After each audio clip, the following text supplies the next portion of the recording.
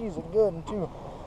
So today we want to talk about Carolina rigs and how effective they can be in the pre-spawn and post-spawn area. And I'm telling you, buddy, they're effective. There's no doubt about it. You know, yes, there's a lot of other things that can be just as effective along with a crankbait and everything else. But man, I'm telling you, there's nothing more effective than a Carolina rig. And we're out here on Allatoona today. This is a giant fish for Lake Allatoona.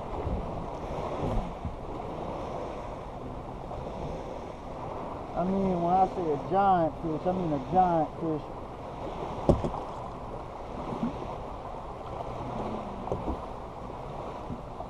Buddy, that is a 6-pound spot. Holy crap. And man, when I say they can be effective, I mean you catch fish like this. That is a massive spotted bass. Jesus. Massive. Tongue patch, the whole deal.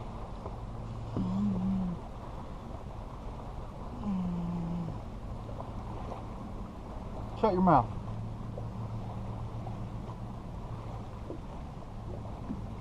"100% a spotted bass."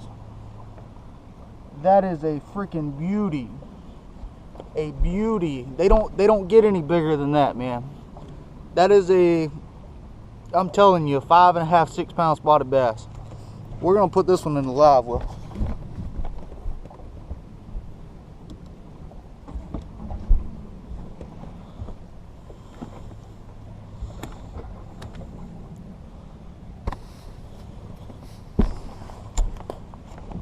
So we want to talk about Carolina rigs. Yeah, you know, we all know, you know, it's just a weight with a swivel and a, you know, leader, depending on how you want to put it.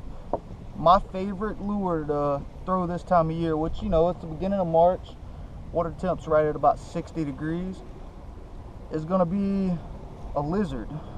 And no matter where you go across the country, doesn't matter, a lizard on a Carolina rig is just deadly. Since we fish for spots out here on Allatoona, Lake Lanier, chartreuse is the way to go. And I like to use, you know, JJ's Magic, bunch of other things, but hands down you can't beat chartreuse when it comes to spotted bass. But you always got to remember, when throwing a Carolina rig, just like throwing anything, you got to have the right equipment. I have a nice sponsor company, all that good stuff. FX Custom Rods, they're a brand new rod company. You know, they probably make some of the absolute best crankbait rods, shaky rods. I mean, just in general, they can make anything you want.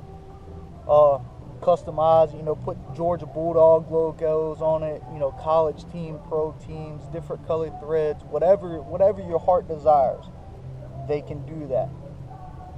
But for throwing a Carolina rig, I have found that, I know they're going to kill me for this, but a Veritas, a Boo Garcia 2.0 rod, I like the 7.6 medium heavy, is a very good rod. You know, it's got a very limber tip for playing the fish, but it's got a ton of backbone for, you know, actually being able to get the hook set in there and getting them out of the cover that you get them in.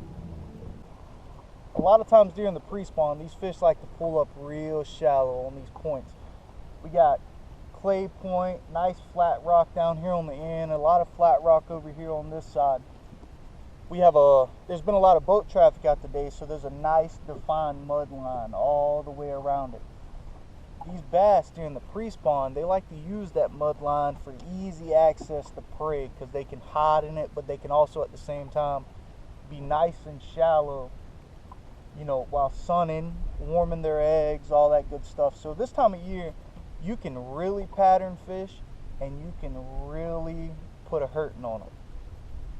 And I mean, this is absolutely the best time of year to fish.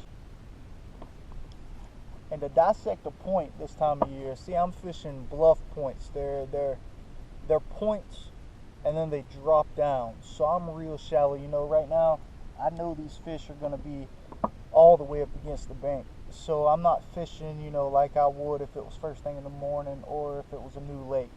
I pretty much live here, so I kind of know what's going on. I'm just trying to find them. Say it's a long, flat, tapering point.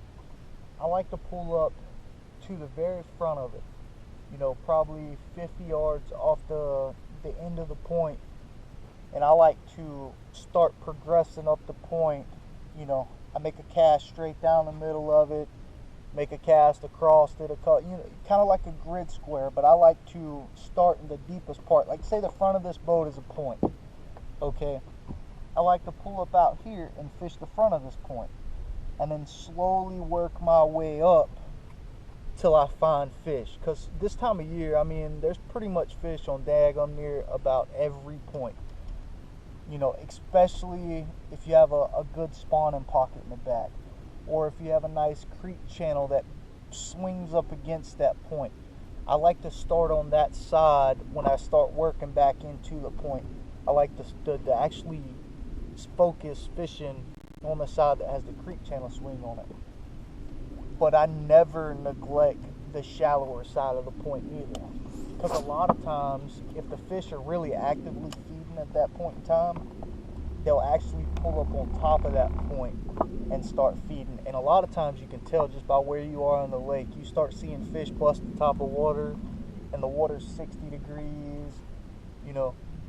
That lets you know that the fish are actively feeding. And normally, when one fish is actively feeding like that, fish are all over the lake. They're actively eating.